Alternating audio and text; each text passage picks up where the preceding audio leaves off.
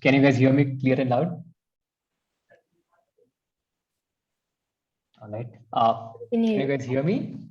Yes. Yes, Ashwin. Hey, hi.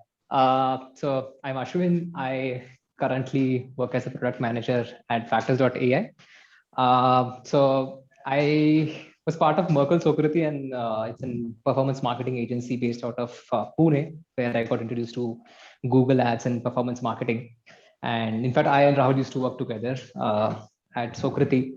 And so at Sokrati, I worked with mostly B2B clients. I think B2C clients, and the only B2B client that I've worked with was, I think, Tata Teleservices and Cart Rocket.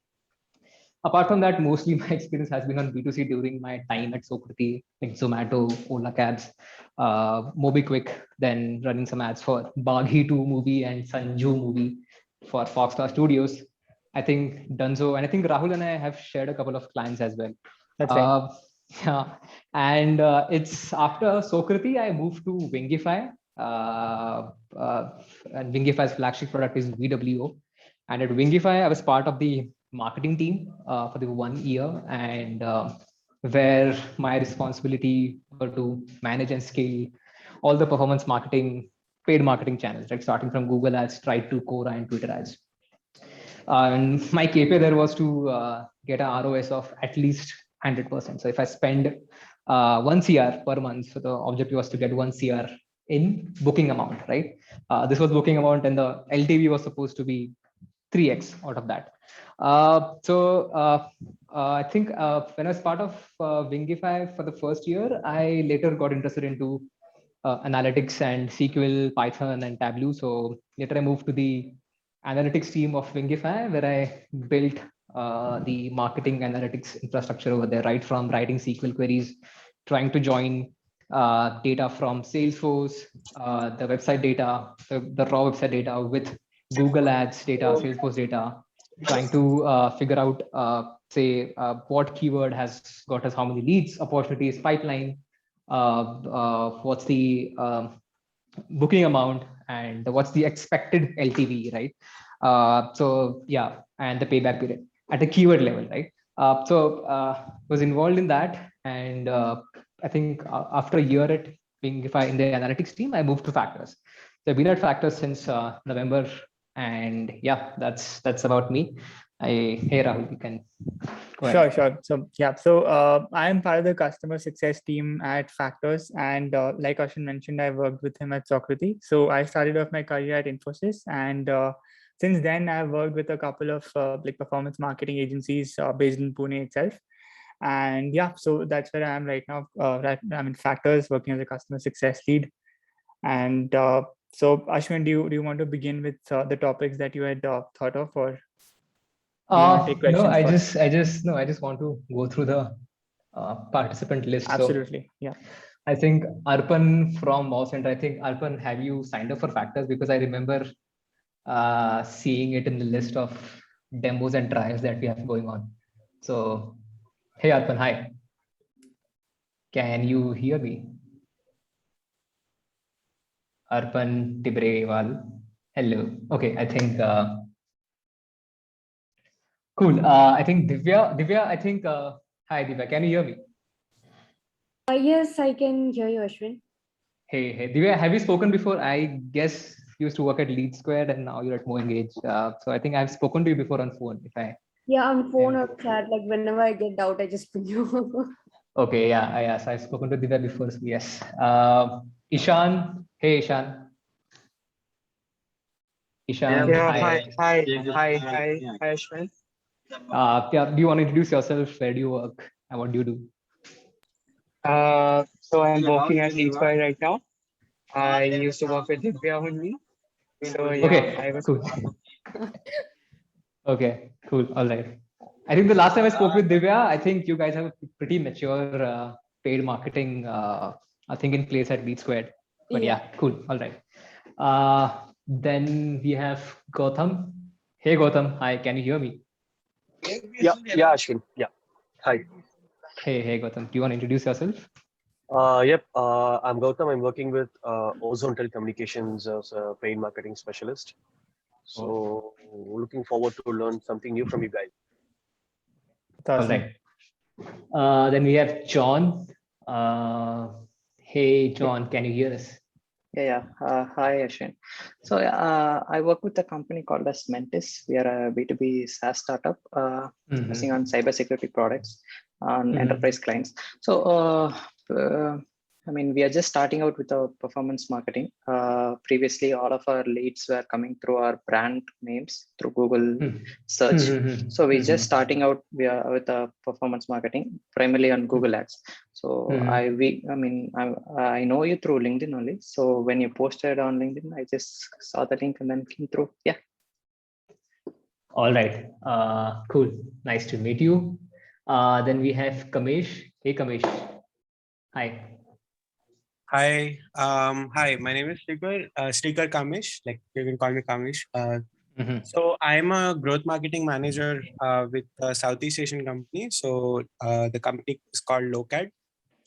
So we're a logistics provider, more of a logistics aggregator, where we have we help small brands scale their whole e-commerce infrastructure. Right? So they send their stock and we do deliveries for them. So it's primarily B2B. It's more B2C kind of. There's some level of end user branding as well, but mostly we're getting our leads and we are scaling our business through paid search and outbound messaging, right? So Google is like a huge part of my job right now. So okay. All right. And that's how I came in. Hey, okay. And I think nice to meet you. I think we have last one on the list is Shobhit. Hey, Shobhit. Hi. Hey, Ashwin. My name is Shobhit. I am from a company called Outplay. We make a sales engagement platform. If I'm not mistaken, Factors.ai is a customer of ours. How did I discover this particular webinar of sorts is I know a person called Anirudh Jain, and he had basically shared your post on LinkedIn. A little bit of background about me. I'm the first marketer at Outplay, and right now I've just started to kind of look after the paid programs of ours. We basically work with a paid agency called Hop Online. So I kind of work with them, try to ensure we are going full speed ahead. And I had a very specific question and a doubt that we've been struggling to solve with for you. Yeah. All right. Cool. We'll definitely get to that. By the way, how do you know Anirudh Jain? Acquaintance. I'm from Delhi. He's from Delhi. Friends of friends. He's now a friend. Okay. Cool. Yeah. Cool. All right. Understood. So Outplay, is it based out of Delhi, Gurgaon, or Outplay is based out of Hyderabad. Used to be based out of Hyderabad pre-pandemic. Now it's remote first. Okay. Cool. Yeah. I think that's it. Let me just quickly again go through the list. Sumit, is that Sumit from Factors.ai only? Just checking. Yes. Hey, Sumit. Okay. Yeah. Cool. All right. Guys, and so to begin with, I honestly don't have an agenda. So I have a couple of, as in my plan was to just take questions, and Rahul and I will try to answer them to the best of our knowledge.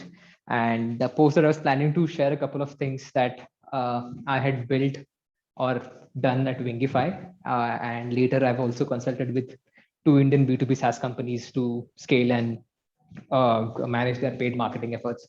So I have a couple of Google Ads scripts, couple of things that we used to follow, some sanity check items that we used to follow and all of that. So I thought I'll go through that, but we can do that towards the end, or if someone has a question that could be solved using those pointers, and I'll try to cover that as part of the AMA only. Otherwise, I think, Rahul, do you think we can start with the questions and then? Yeah, I think that's a good idea. We can start with the questions first. Yeah. So guys, feel free to just unmute yourself and ask your question. All right, I'll kind of take the first step. So I'm very new to this whole world, so pardon me if it's not a very big question.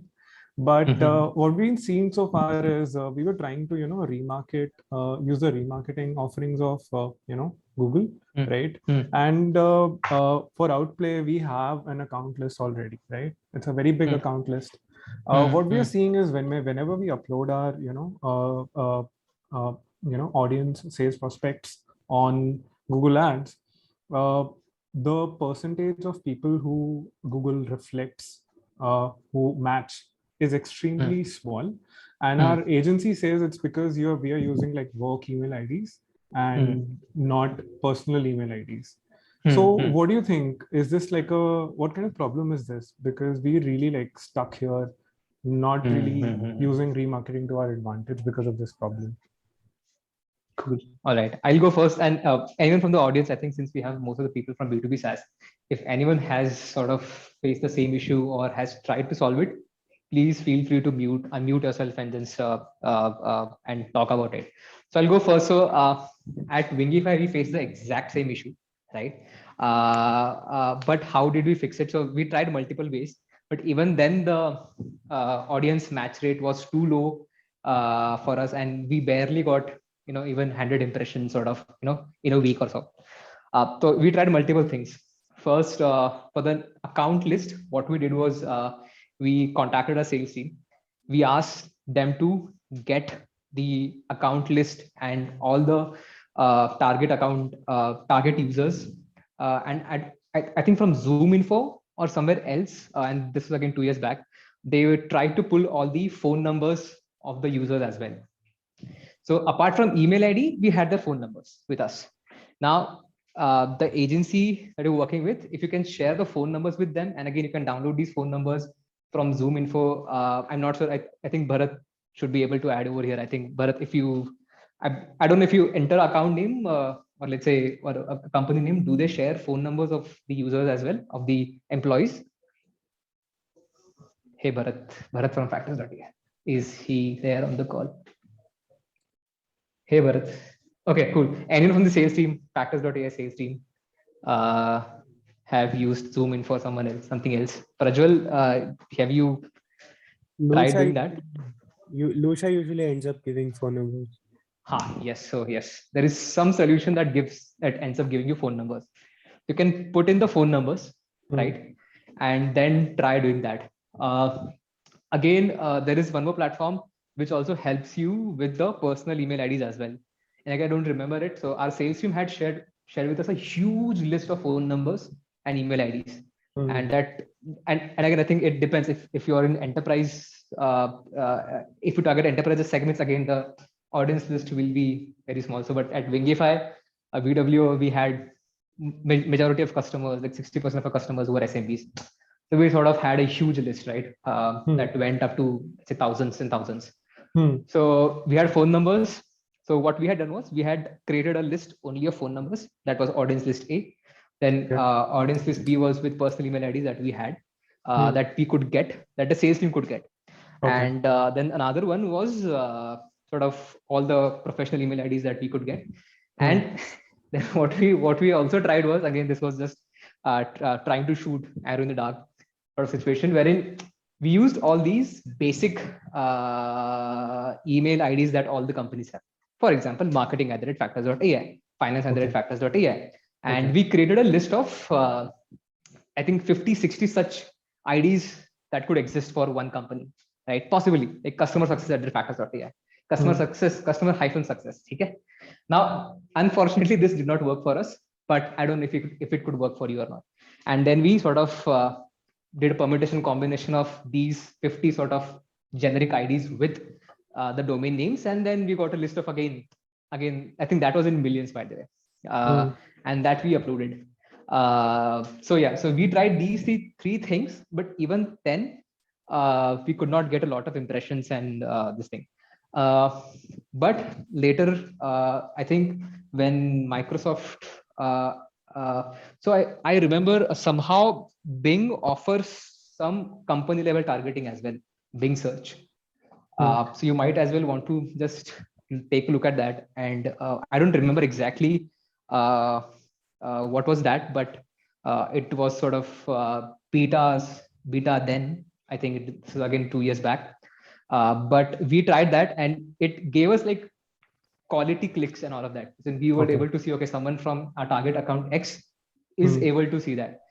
I think Bing has some sort of integration or data flows both ways with LinkedIn, I believe, something of that sort. Right. So we were able to do that. Okay. Okay. So you can try this, and I think LinkedIn though you can try if you have account list. But yeah, Google search, this is what we tried. The Okay. phone numbers, personal email IDs, official email Right. IDs, and then that random generic email IDs ka list. Okay. That's something you can try. And Bing search, I think used to allow, but that was in beta. I'm not sure if they sunsetted or if they still continue, if they still have that feature. But yeah, this is what you can try, but Okay. not sure if it will work for you. And I'll try.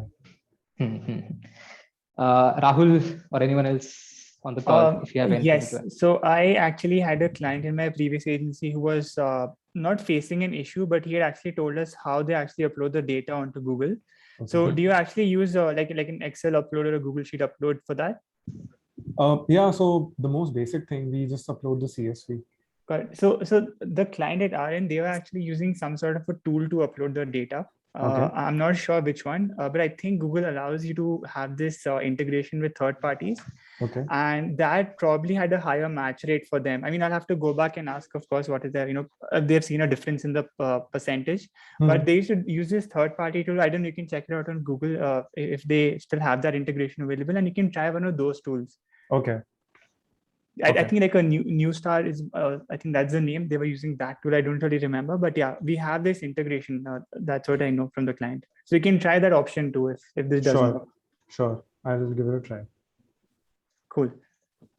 Thank you both. No problem. Cool. Any other questions, Shobit, or that was the only question? No, I have other question. I was thinking not being shameless and keep on barging into No. So my other Good. Other question was again like a very basic question. So our primary brain for sales is Salesforce, right? And we've been trying really hard to just basically connect Salesforce and our Google Ads AdWords, right?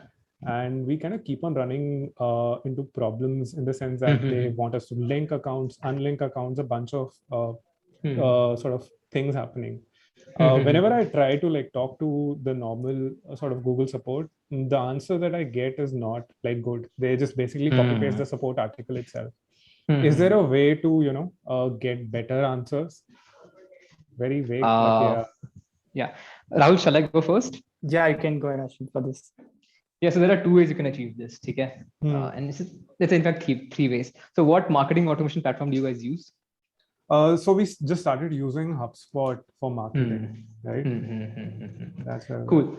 All right. So there is the first easy way, which will work for you for a couple of months maybe, but later as you scale and grow, you would need some solid analytics infrastructure in place. But a very basic way is to pass first touch and last touch UTM parameters, be it source, medium, campaign, ad group level, right? That is the most basic way. And try to follow the same nomenclature that you have in your Google Ads. Say, for example, if the campaign name is US, U and S capital and underscore and something, try to follow the same campaign name as part of the UTMs. It's very, I think, and it can be automated as well.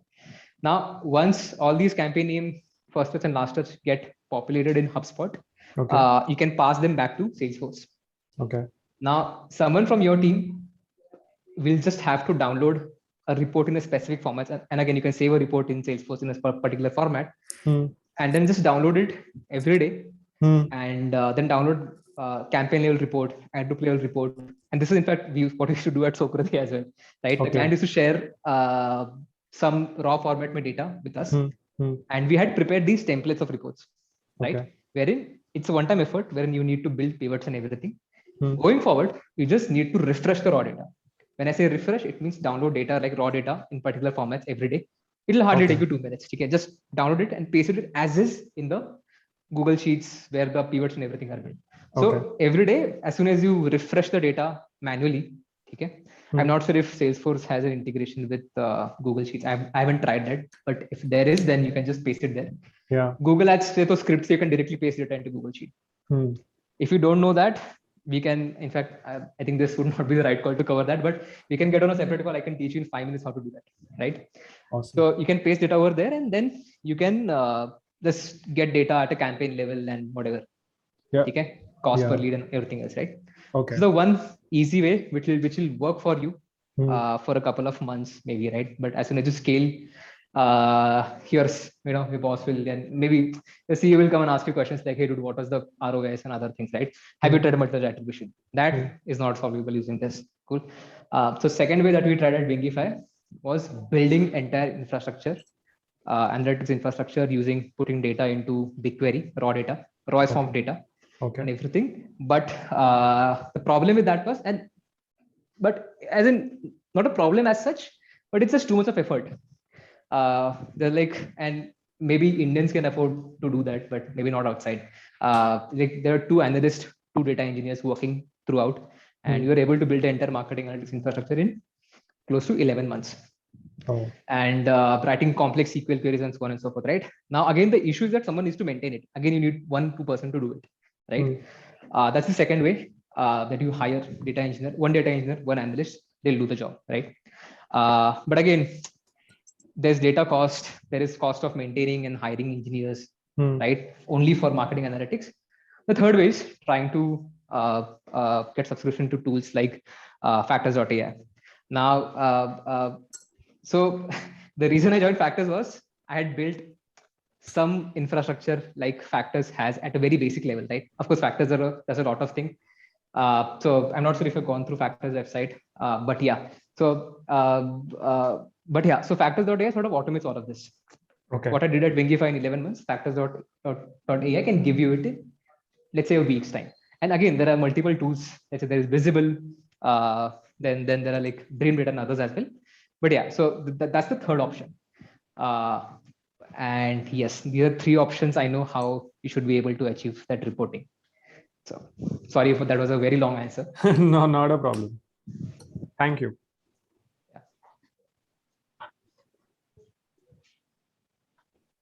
I have a question. Hey, Kamish, hi. Yes. Hey. So we've been running Google Ads for like the last 6 months now, and we do quite a lot of, we do have quite a bit. We spend quite a lot for the size of the company that we are, right? And one of the like the biggest like glass ceilings that I've hit in a way is with regards to the quality scores of my search ads. Right. I mean, we have an account manager with Google. I've been asking her, like, please help me out. We had an agency and nobody could make that better, right? Yeah. I mean, that quality score eventually leading to that search lost is rank. That number itself is like really painful because most qualified leads end up coming through search, right? So just some some ideas on like how we can improve that, right? So ad copies are all optimized. In fact, that's always above average. Maybe the landing page and the expected CTR always like is below average, regardless of whether our CTR is plus 10%, right? I think I'll let Rahul answer this first and then I can. Yeah, sure. So actually the metrics that you just mentioned, I was probably going to start with those. And like you already mentioned, your ad copies are performing well. I'm guessing you have all the relevant like search terms and keywords also present in your ad, right? You have that in place. Yes. Perfect. So yeah, then it could be the landing page and the other metrics that you have mentioned where we are seeing a lower than expected or whatever percentage that was. It could be because of that, and that's where the landing page personalization comes into the picture. So you would probably want to do something on the landing page. I believe it could be the technical aspects, it could be the page loading time, how it's rendering on mobile devices, because although Google may not state it directly, I'm sure it does take all of this into consideration. And you probably want to check out how the structure of the landing page is. If it's easy on the eye, not a lot of content, where the form is, you have it really well structured, different components. I think that would be one of the ways to go about it. Identify all those things on your landing page which might be causing an issue. But personalization is something that if you're not doing, you can definitely look at. Like you can actually, there are tools available in the market which let you customize your banner based on what channel the user has come from. So for example, if someone is come from a Google search ad, they could probably, you could have something like this on the banner saying that your search ends here, having that sort of personalization. I think that would definitely have some impact on your, CTRs and then the quality score as well. Over to Ashwin, what do you think? Just a couple of comments here, right? Yes. Yeah. So what we've done is we've brought in like a landing page builder like Unbound. So for every single ad that I run, in fact, every ad group I run, I have a different landing page. Okay, that's I've gone super that personalized. granular. Yeah, it's hyper personalized for the ad copy, right? Right. And very well designed. We have an in-house designer. We have videos. We have forms which are very easy to use. In fact, like we've really made the landing page really good. And our average, like in terms of Google page speed insight score, we are at like 85 plus on average. Great. In a page with GIFs and everything, right? So that's pretty good. Got it. So yeah, so cool. Yeah. Yes, Ashwin. Hey, I think Kamesh was saying something. Sorry. No. I think like that's. I mean, I'm just so tired like to optimize this for the last 3 months. So like, just to give you context on what I've done till now. So, dude, I faced the exact same issue, and don't take it the wrong way. There is no solution for this, as per my experience. So we did the exact same thing. Every ad group had a customized, like every ad group had a separate landing page. We tried everything. And in fact, we were able to get our landing page score also high, but expected CTR was a black box. And honestly, we weren't able to crack expected CTR. We tried everything. And you won't believe the answer the Google Ads account manager gave us was key. Your account history has some pretty bad CTR scores, right? And that's because when you started running ads, couple of, let's say years back, as in not couple, I think 1 year back, I think most of us start very broad and then they sort of then laser down on most of the important keywords and search terms, right? Because CTRs were pretty bad then, but then we sort of started focusing on important keywords. The suggestion that I got, like one of the last option was to change the account altogether. Right? And I'm not sure if that would have worked or not. So the account manager suggested that we start with the entire new account, fresh account, because expected CTR is something that Google keeps tracking over a period of time. And the suggestion that he said that he gave was if you start afresh and you use the new keywords and everything, then the expected CTR or score would be calculated as per the new keywords and everything, and that would help improve your quality score. But my boss back then used to work at Google, and he told he doesn't believe in that. So he's like, there is so much of effort to move to a new account, the history is lost and everything, right? So we did not do that. Yeah, but dude, I mean, I've tried everything, and honestly, we were not able to get our quality scores high. So in fact, sorry to cut you off, right? Like, so we in fact tried that. So our agency guy is like, historical shit. Like this is creating an. So you did that? Yeah. So we created a version 2 account. We put up all the payments. We brought in like campaigns from our main account. 2 like not very significant campaigns, and we saw like in terms of the quality metrics, we looked at impressions and everything. And like after like a month or something, we were not seeing any difference. So we were like, man, like, oh, thank God we did not try that. It's a huge mess actually. Then I deactivated that account. So I guess it makes sense, right? Because like if there was really a solution, I guess I would have it by now. Consider So another question, right? And this is more related to attribution, like the thing that you were speaking. So what would you say in terms of clicks or impressions or expenditure for an account would be the right time to shift to like a more advanced DDA style, data driven attribution style model for ads? Right now we are doing linear, right? And moving from last touch to linear itself has a whole host of issues. You have to refresh the target CPAs, and it's a little messy right now. But what's your take on this? Cool. All right, Rahul, can I go first? Yeah, go ahead. Yeah, so I have a couple of questions first, Kamesh. So when you say linear, is it linear inside Google Ads or linear inside GA or any other attribution tool you're using? So I run analytics purely through Google Ads completely. Like I don't use any other third-party tool. Okay. And are you spending on any other channel apart from Google Ads? Not for now. Okay.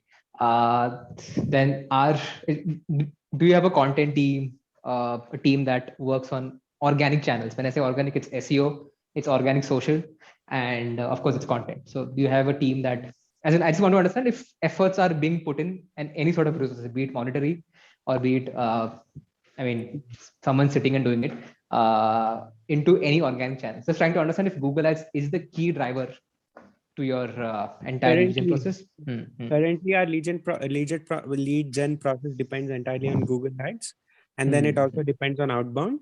And then right now, organic has become like the small component for us. Like probably 1 or 2 leads in a day are coming from organic. But in general, like what we were like, I was the only marketing guy in the company till date. And then now we have a content manager onboarded who's currently working towards scaling the content side of things, right? So I care of the performance marketing side of things, the technical SEO, all the technical aspects, and also I'm kind of laying out the content strategy in the next quarter for the next quarter. But understood. Yeah, but yes, I think in the next 3 months we should have like a significant organic traffic coming in through. Cool. All right. If you're asking about Google DDA, honestly, as again, this is like 3 years back when I was at Socrates. We didn't see any good, and again, Rahul can add more details over here. We ourselves didn't see any good results for most of our clients, and this includes Zomato and pretty big clients. So they finally moved from DDA to some other channel. But this was 3 years back, and I'm sure Google would have made some massive improvements to their entire model. So not sure about DDA now, but honestly, if your lead volume is roughly 150 to 200 leads per month or higher, then you can move to multi-touch attribution sort of model. And again, I don't think spends or something would really make more sense. I'm just looking at total number of conversions over here, so that the data that needs so these models would usually need huge amount of data to run these and come up with, let's say, scores and weightages for touch, right? Every interaction. And that in my experience, if you have something like 150 leads or 200 leads per month, a lead volume, at least, I think that should work for you. Doesn't really matter of clicks and impressions. I think clicks impressions won't play that huge of a role. That's if Google Ads is primary source of lead generation. Apart from that, if that is not the case, now let's say we are working with ChargeBee right now, right? And then we have AdPushup, and there are a couple of other B2B SaaS companies that we work with. So they have a combination of organic. I think the stage, I think, which your founders or you would plan to aim at, right? In a couple of years. So they have like pretty strong organic traffic coming in. They do outbound, they do ABM, a combination of that. And then there is a lot of effort put in on SEO. And apart from that, they also use G2 ads, then let's say Influ2, as any other sort of account-based targeting ads softwares, like let's say demand-based, and then there is LinkedIn and so on and so forth. Right? So there are like 10 different ways to achieve a goal. Now when there are 10 different ways to achieve a goal, it's better to have a view on multi-touch attribution model across these channels. Say you want to know, okay, across so questions like, okay, how many leads first come from Google Ads, then LinkedIn ads, and then let's say from demand-based, then go to become a lead and opportunity, and so on and so forth, right? So questions like these will help you optimize your campaigns for, let's say, remarketing, which should be the acquisition channel, which should be the remarketing channel, which should be the channel that you can use for conversion or, let's say, consideration phase, right? So so I think I've divided the answer into 2 parts. The volume, I think again 150 to 200, and then if you have multiple other efforts as well apart from Google Ads, then you need something. You need an attribution system, which I think even GA can provide at some level, maybe for a couple of months. Then you need a multi-touch attribution model across channels or efforts. Did I answer a question or did I confuse you? Yeah, understood. Like, makes sense, right? So we're doing close to 350 leads every month. And the biggest challenge, right? Like, account-based marketing is easy because you can still like create a list of target accounts and then create this. Like, Lucia is there, so it's just a matter of money and effort. But with like the issue that we are facing is there are a lot of these small SMB style e-commerce sellers who hardly speak English, are in like Philippines or Australia or Philippines or Malaysia or Indonesia, who are like just scrolling on TikTok or something. The real challenge is to actually get to them, and yeah, that's little difficult because we don't have enough top of funnel awareness yet to actually get people down there. So YouTube has been working really well in that matter. In that I've created like these broad audiences who are interested in these broad keywords like warehousing or fulfillment, and then I put up ads, and then interesting is like I didn't even cover 10% of that audience. Like impression share is 10%. Yet our leads, like our funnel basically doubled by that. That's a pretty interesting observation. Like the top of funnel, like lead generation, like sorry, top of funnel ads that I was running actually improved search conversions as well. In fact, now that I moved to a lead acquisition model, I see everything that comes through search, almost everything is shared with video. Oh, nice. I think all of us can take that away from you. That's nice. Honestly, I've never used video ads for the use case that you just mentioned. But is there anyone else who has seen similar sort of a behavior wherein you run video ads, and if you use linear, then video gets good enough amount of attribution? Rahul? No. Not in my experience, Ashwin. I haven't run this sort of. Yeah. Cool. That's. Rahul, would you want to answer Kamesh's question? So I think you gave a very in-depth answer, Ashwin. But I just wanted to understand, Kamesh, like what was the reason when you wanted to shift from Elastic to linear and then linear to DDA? Like, do you want to experiment, or just wanted to know why you want to make that change? So here's the question that like I'm learning as I go. Right. I'm new marketer as well, and the more and more I read, like Google in its documentation was saying DDA is like the best way you can attribute and everything. And I was like, dude, you were saying the same thing about smart campaigns, and look where that exactly. Yeah. Just was wondering, like, what's your take on that? Nothing. Yeah. So I mean, to be very honest, Google has been pushing automation a lot. Like they are deprecating everything that was, a lot of manual work, and they're trying to get an automation in every aspect. So you mentioned campaigns, bidding strategies, and now this. So, but I have seen, these blogs where DDA has been successful. Like they've been able to get a good idea of their channels. So it is definitely worth trying, but like Ashwin mentioned, and in our experience, and that is of course 3 years ago, it did not work well for us. But I'm sure Google has made some changes to the algorithms, and it must be working better now for sure. Okay. Thank you. No problem. Anyone? Yeah. So for the coming to the first question of Kamesh, so that's the same thing that I have. To improve the expected CTR and the LP. So LP is kind of, we can work something out on the LP. But for the expected CTR, I face the same issue. But I think ad copy plays an important part for the expected CTR. Because I think last year, so I was marketing like the keyword is like, my Azure monitoring tool. Okay. The target area was United States. So I split it by states actually. So the competition always comes in first. They have like, kind of a bigger budget and everything. You can see that, right? Your competition and everything.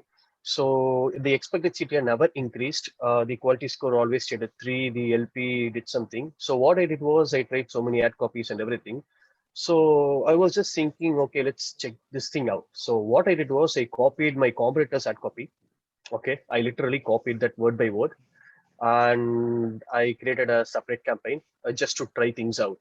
So what happened was the ad relevancy was above average, and the expected CTR became above average all of a sudden. However, it did not stay for too long. It stayed for that like a day. The campaign did not get much clicks.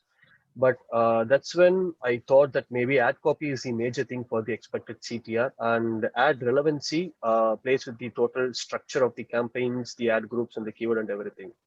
So, does anyone have any idea like does this works for you, or what about that? Yeah, honestly, I haven't tried that, as in copying the competitor ad exactly. I mean, the most I've done is being copy on Google Ads, right? Hey, as in but I haven't copy pasted the exact ad.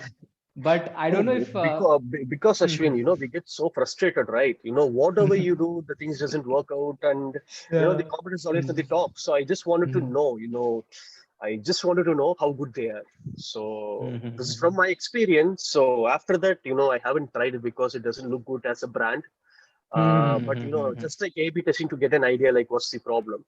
So again, then I tried working on different ad copies, and even right now for some campaigns for the United States actually. Let's say I usually go macro targeting. So there is 5 campaigns running for the US, split by counties for each and every state. So I think for 2 campaigns, the landing page experience is average. And for the other 3 campaigns, the landing page experience is below average. So I think Google actually takes into the account how your competitor and compares them with you, and then gives you a score. But that's what. So since everyone is facing the same issue, I don't know what to do for the expected CTR. Yeah, and if you even try googling it, right, there is very little literature around this online as well.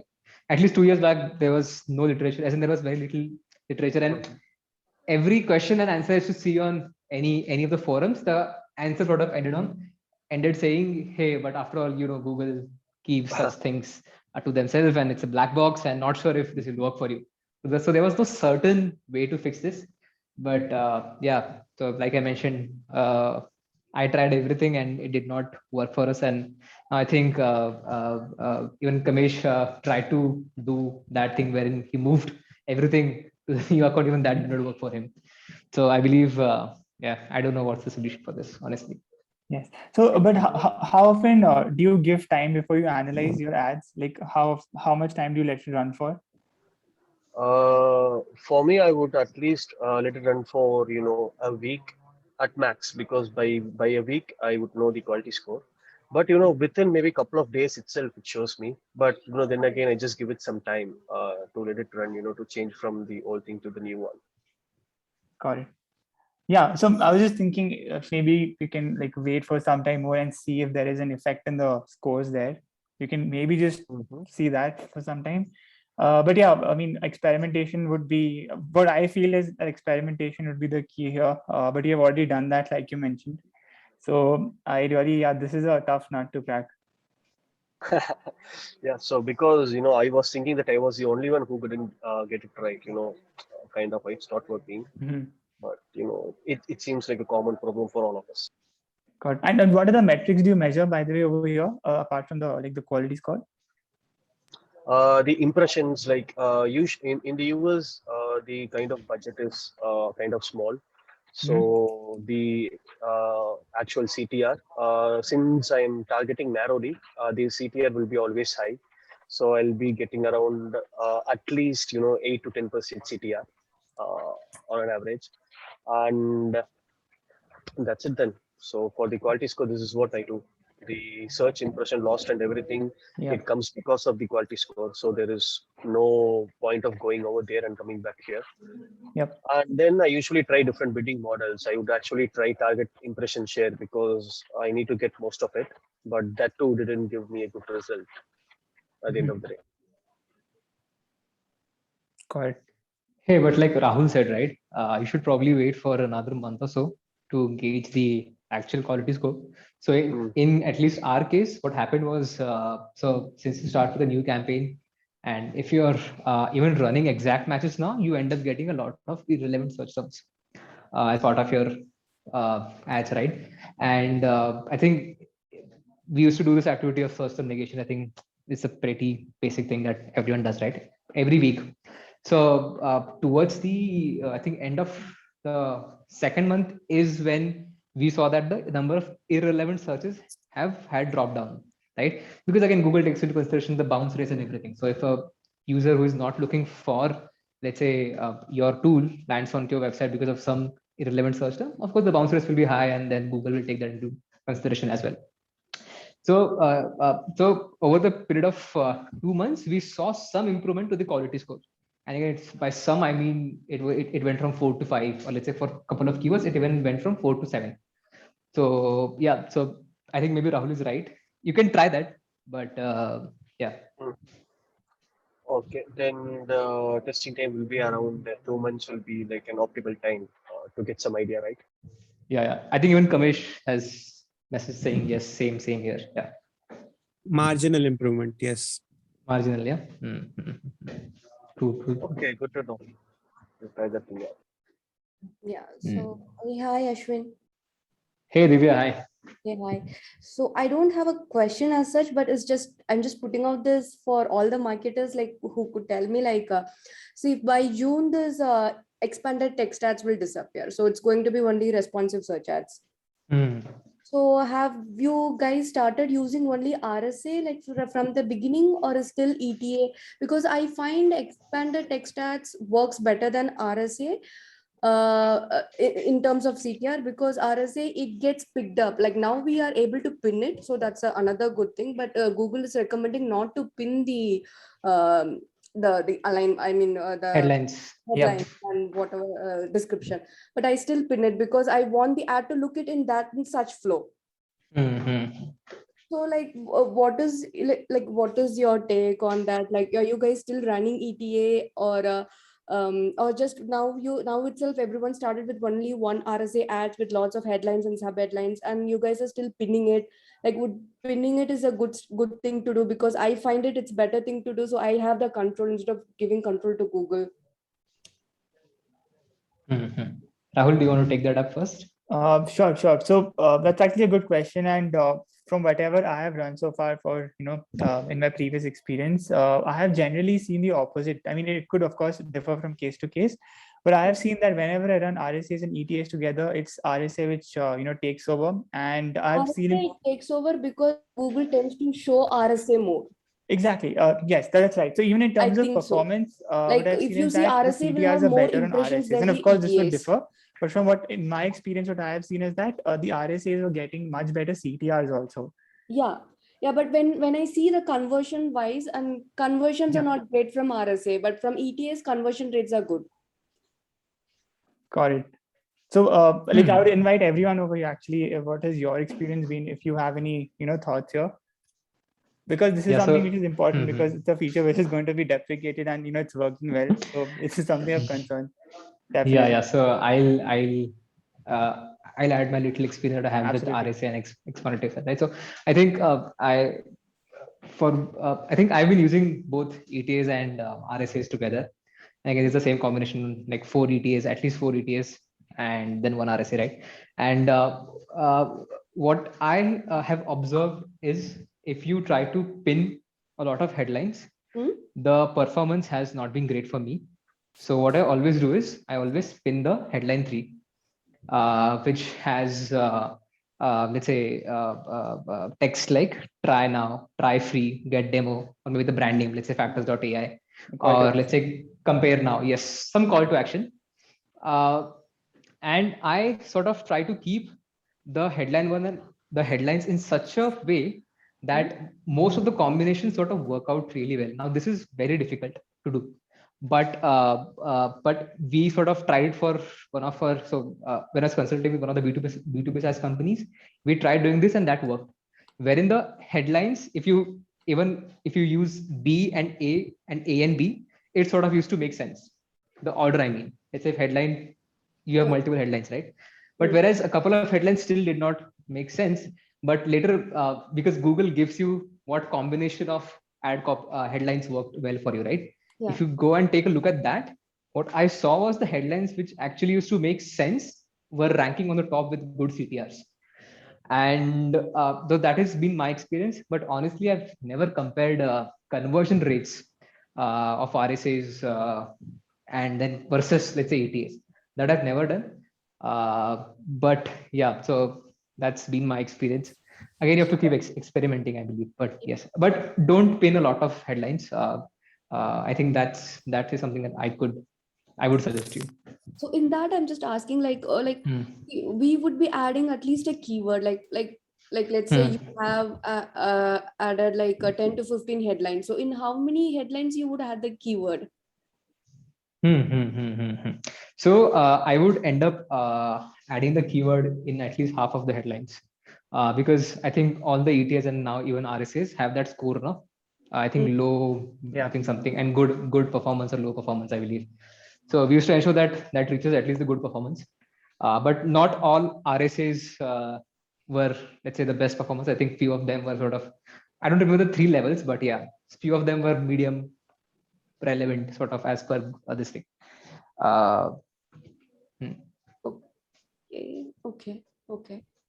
So yes, and I have one more question. Like after this phrase started acting as a broad now, so yeah, so even I find like Google is triggering ads for lot of relevant search terms, like lots and lots of relevant search terms. Like even though adding exact match type, it's not like if it's if intent is same, but it's not same, but system is thinking intent is same, and still showing the ad, and then that is getting a lot of irrelevant clicks, and then CTR looks good, but when you see the clicks are not relevant clicks.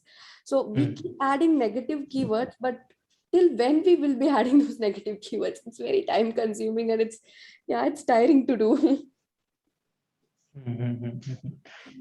So I think, and towards your last question, if Kamesh and others, if you have anything to add, please do unmute yourself and add. If you have anything else to add to Divya's previous question about ETAs and RSS, or else I'll go ahead and answer this question. Ashwin, I have a suggestion regarding the RSA. So the thing is, for a real estate client based in UK, what actually was working was the quality score of the RSAs was poor. Okay, because we only included a couple of headings and 2 descriptions. But however, the quality score, it was high. Actually, it was above 7 and 8. So I think there is no an actual proven correlation between the score of the ad and the quality score of the actual keyword. Plus, if you really wanted to use the expanded text ad, what you can do is you can create a couple of RSAs, and you can include just limited number of heading and description. So that really works. So that is what I've been doing for first couple of days for a client of mine. So I think this kind of gives Divya an idea. So other than that, I don't have any question on this matter.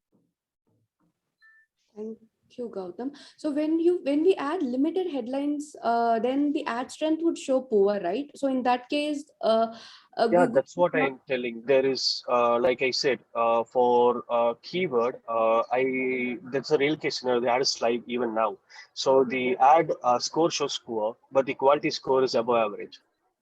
So this is kind of, from my experience, this is working now. This is not a B2B SaaS. So this is a normal real estate client, like B2C. But I did not see any proven actual correlation between the ad score and the quality score. I have another scenario where the keyword quality score is below average, but the ad score is excellent. So I can't see an actual proven relationship between these two things. Okay. I think even John had the same question, but if the quality score is poor, I think everyone can read in the chat. Yeah. Yep. So, John, the thing we are speaking about is not about the score of the ad. It rates you poor, good, and excellent, and the quality score. So that's the thing. So I can't see any proven relation between the score of the ad and the quality score of the keyword. So that's what I've been telling you. I know that if the quality score is poor, everything will be limited, but that doesn't affect the score of the ad in itself. No, I'm just talking about ad score only. So when you said, right, include limited number of headlines and then run the ad. In that case, the ad score will become poor. And if the ad score is poor, the impressions served will be limited.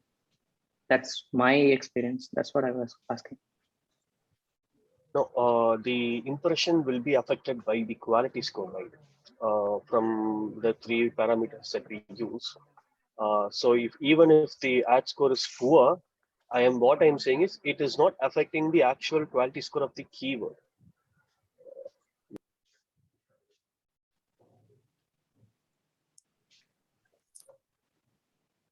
Hey, did he leave the call by any chance? I think yes. No, he's No, checking. Yeah. I'm just checking at my company's dashboard right now. So we faced similar issues, right? When the ad score was poor, ad quality score was poor in the search ads, the impressions was limited. That's why I was asking the question. Just let me load up my screen as well to give you an exact figure. Even in the ad status itself, it will show eligible, but impressions is limited. So that's why.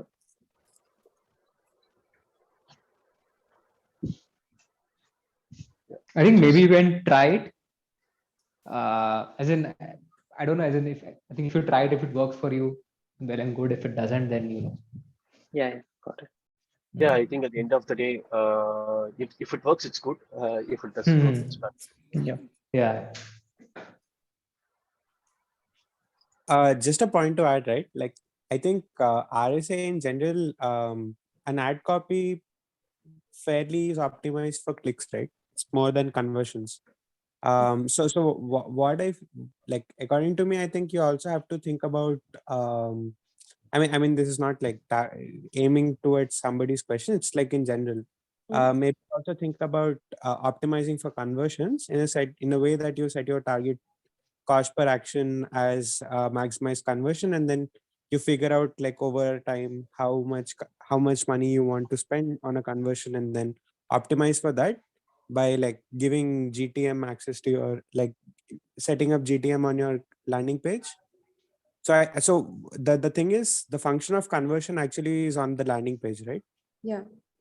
And if you look at if your CTRs are good and your conversions are bad, then probably optimizing towards conversions would be a great idea. And like, I'm not sure whether you've been able to do that, but just that's something that came to my mind. Okay. Thank you. Hey, Deepa, you had asked a question. Can you just? No, I was talking about match type. Like even though it's that exact match, still it's getting.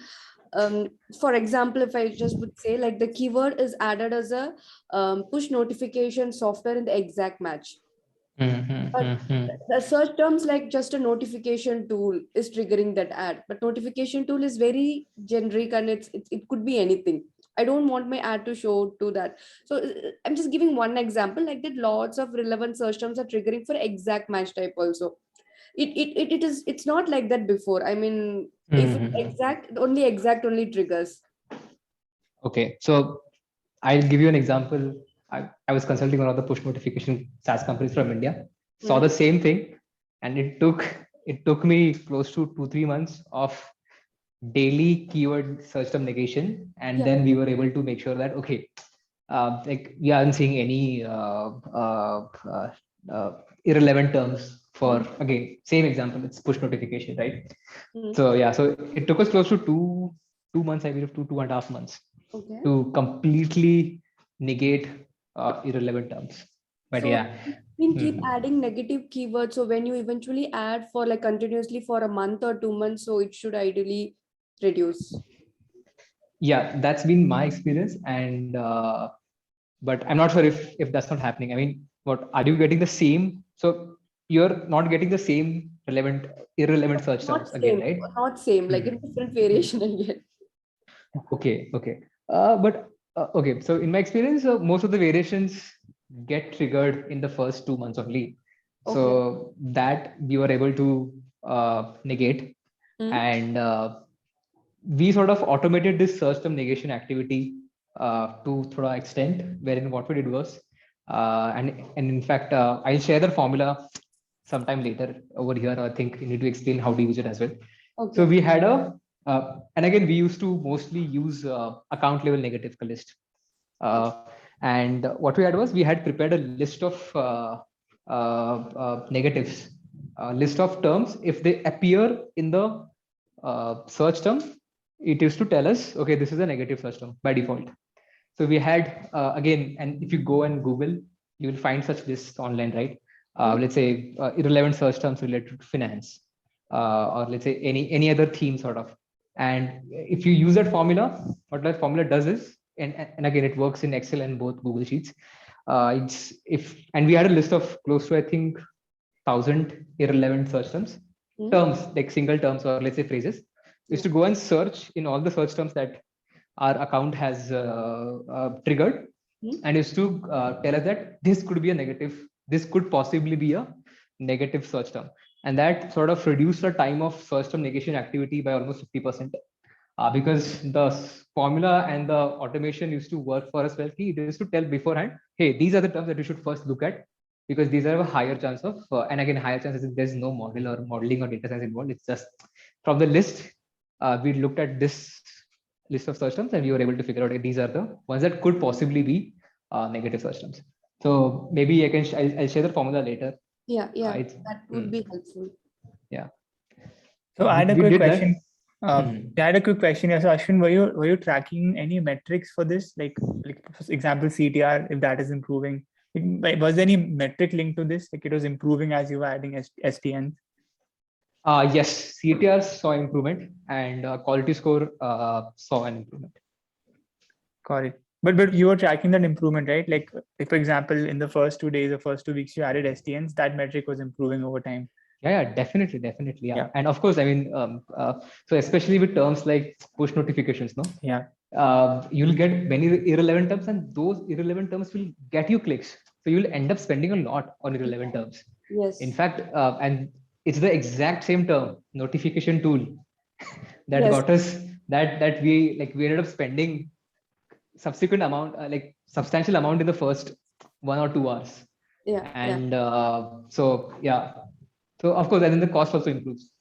But again, that depends on the category. If it's generic category and broad category like push notifications, which could be your iPhone push notification as well. And I'm sure MoEngage doesn't service that, right? So yeah, so I think especially with push notifications, there are a lot of this thing involved.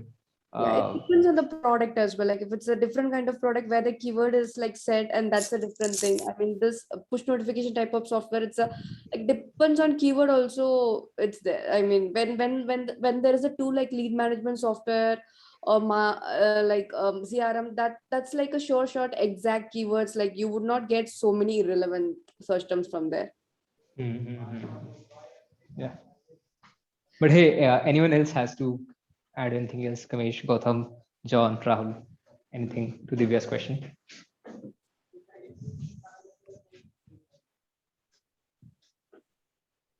No, Ashwin, I think. Yeah, that's a good discussion. I think we have, I think there are a couple of new folks who had joined in between and left as well. I didn't get a chance to speak to them, but we have Venkat who haven't. Hey, Venkat, hi, can you hear me? Hey, hi, Ashwin. Yeah, do you want to introduce yourself? I know these are the last 5 minutes of the session, but yeah, so I head the digital marketing function at MoEngage. So I see that Divya from our team is already here, and okay, so I mean, so I look after the paid search, social, website, SEO, and CRO aspects of MoEngage. right. So yep, I mean, I've been part of the Slack group for a while now, although like I haven't been actively looking at the conversations, but I do feel that I think there is a lot of value like going on in the sense like I think like I should be a little bit more active there is what I feel. So I casually happened to see that like there's a session going on paid search today, and yeah, just signed up for it. Yeah, I don't have any specific questions at the moment, but then yeah, so I guess whatever something like what Divya asked, right? So I'm like she has joined us recently, and like we are trying to fix a lot of our yeah, the existing setup, whatever we have.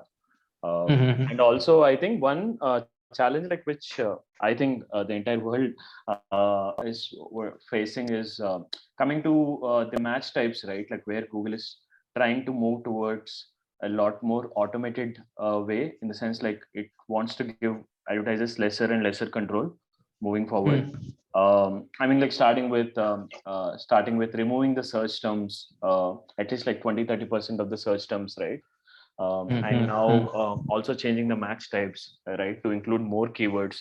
I think even recently there was an update saying that something which happened in SEO space, like the BERT update, which basically looks at, even though the query exactly doesn't contain those keywords, like it tries to figure out the intent, and it tries to match even in the AdWords setup also.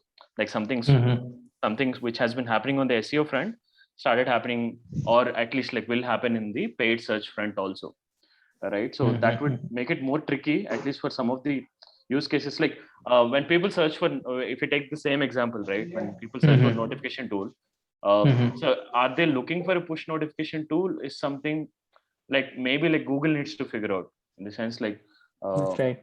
yeah, right. So I think like more and more cases like that will happen, and the solution which you also mentioned, right, like we need to actively work on and move them to the negative keyword list, like whatever is not getting us relevant leads, right? So I guess yeah, so I think the advertisers need to do more work on that front. True. Nice. I think Shri and I both have spoken to Bharadwaj, and there's one more person from Moengage. I think Ashwin is also there in that channel. Not sure. Okay.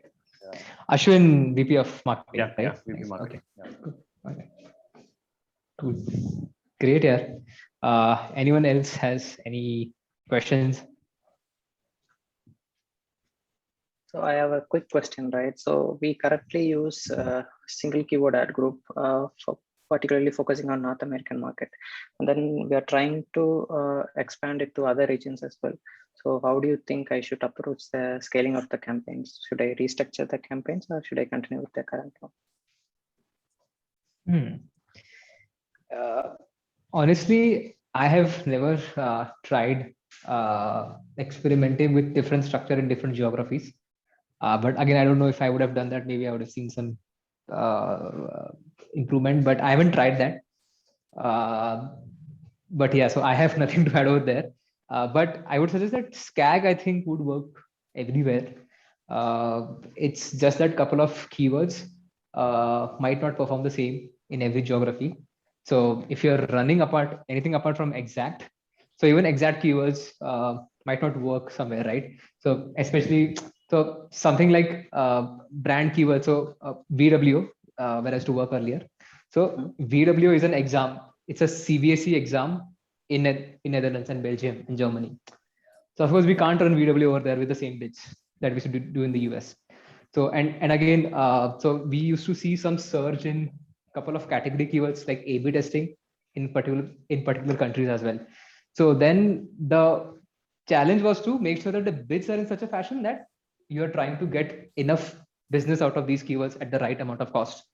But the structure, I've never experimented with the structure. It's mostly about negative keywords, and again, different bids at different geographies.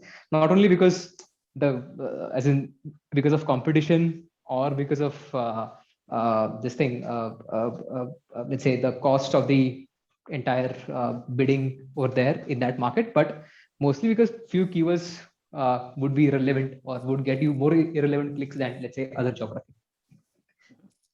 So yeah, but nothing about structure. Anyone else? So in terms of approach, I mean, you may already be doing this, but what I would recommend is first go ahead with adding the keywords in the relevant ad group, like not go forward with a SCAG first. But once you have like 2-3 weeks of data and you're sure that the keyword is, it's good enough to be converted into a SCAG, I think then you should go for it. Starting from day one might be a bit of a problem because you'll never know how it will perform. So yeah, like wait for some data to flow in 2-3 weeks and then probably go for a SCAG. And then of course, not too many keywords, just 3 or 4 which are, which will definitely convert. Makes sense. Yeah. Okay. Thanks a lot, guys. Sure.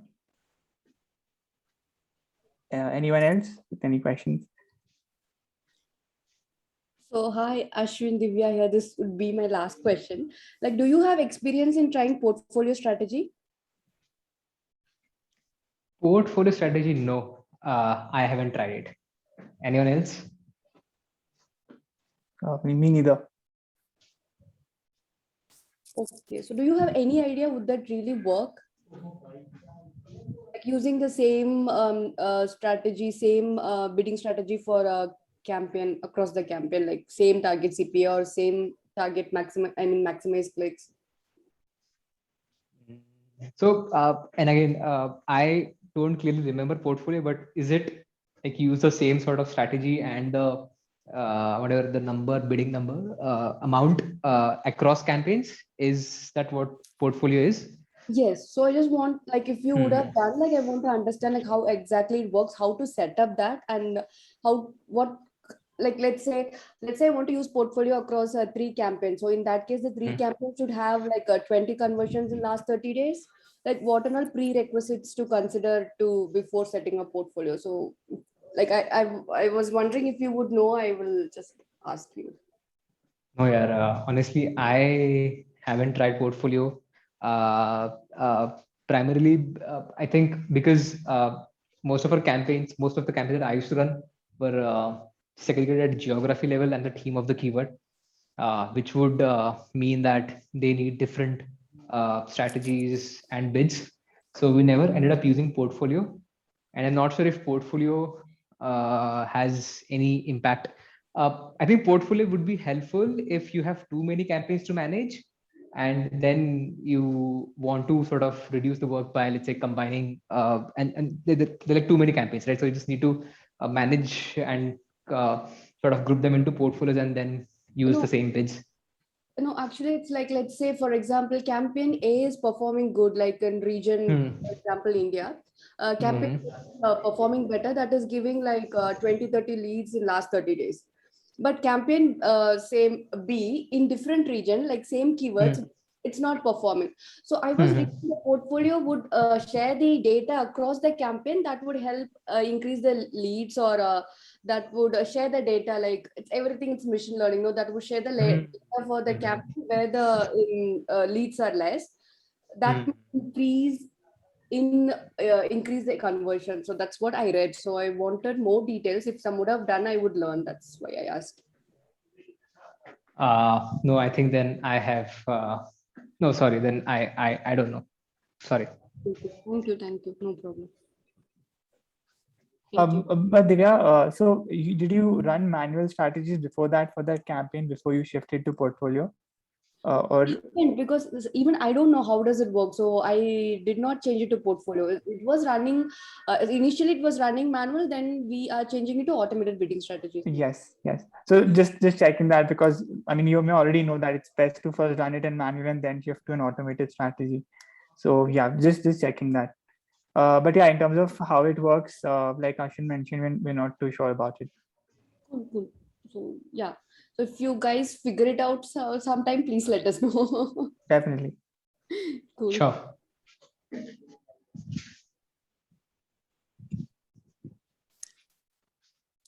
Cool. Is that it? Because I have a last announcement to make. So one of my friend who works at a B2B SaaS company based out of Delhi, with profitable, funded 40 billion ARR, is looking for a paid marketing manager. So if anyone of you knows anyone who is looking for a switch, but again, needs to have at least a couple of years of experience in paid marketing. I would love to refer you to that company. It's B2B SaaS company again, same details. So if you know anyone, do ping me on LinkedIn or on the Slack channel. So yeah, cool. All right. So should we wrap this up? Yep. Yes, Priyanka, anything else to add? Shri, anything else to add? Sorry, no, nothing else to add.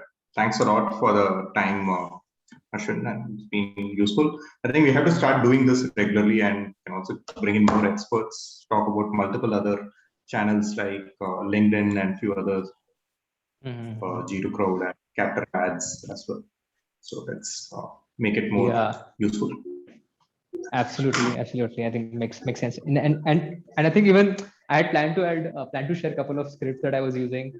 So I think we can do another session sometime later, where we can just share some quick tips and tricks to save time and improve the efficiency of Google Ads account management.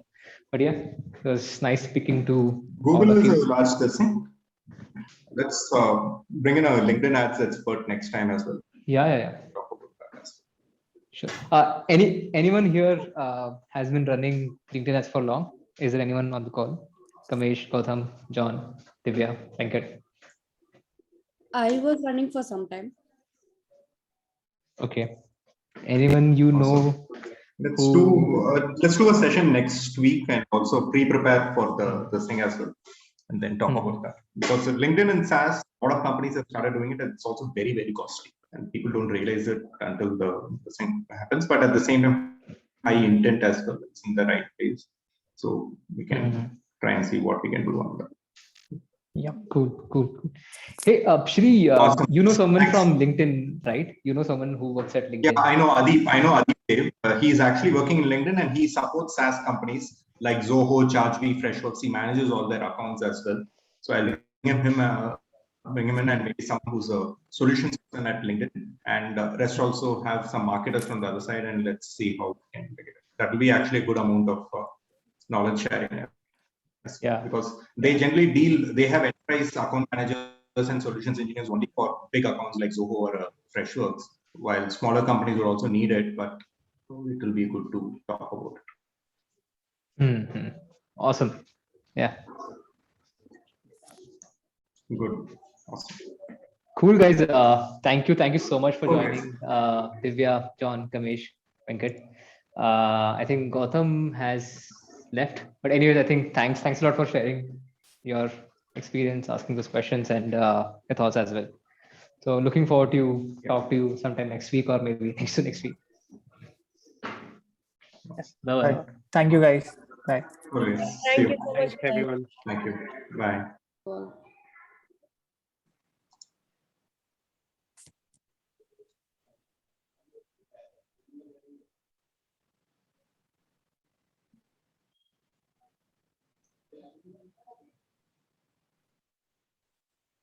You guys want to tell me anything? No, I think it's no questions, I think. Okay. Cool. Yeah. Ashwin, are you still there? Any questions? Yeah. no questions from my side, but as in I didn't get Priyanka's question. As in you were asking. No, you want me to tell anything? I mean, wait, I'm just low on sleep. But anyway, do you want to tell me something so that we can improve it next time? Or that way. Yeah, suggestions or feedback. Sorry. Yeah. No, I think that's great. So maybe I think Rahul and I can take care of the moderation as well. Whoever is managing the session, I think, and it's best they take care of moderation, so that otherwise, what happens is, let's say if we were to do a session on. Sorry. I mean, maybe you can stop the recording if you want, Priyanka. Oh yeah, sure. No.